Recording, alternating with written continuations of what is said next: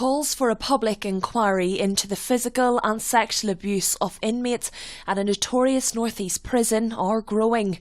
North West Durham MP Laura Pidcock has said there should be a fresh investigation into what happened to boys held at Medhamsley Detention Centre during the 1960s, 70s and 80s. Over 1,500 complaints of abuse have been made by some of the thousands who stayed at the prison. It's also emerged that there could be many more victims who have not yet come forward. Last week, Christopher Onslow, John McGee and Kevin Blakely were sentenced to more than 14 years between them for physically abusing former boy inmates.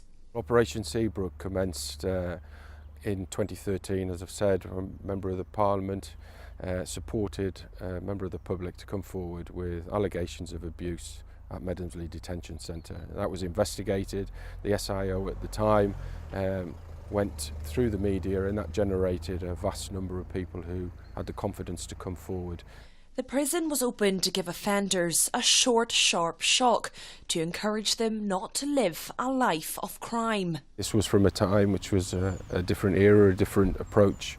This goes back to the 70s and 80s, a different regime within Medhamsley Detention Centre. And so it has taken a long time for it to be heard. It has been heard. In 2013 we started this investigation, our third. The other one had already achieved some convictions. 2 other former prison officers were also found guilty of 1 count of misconduct in a public office. They will be sentenced at a later date. Katie Andrews for North East Live.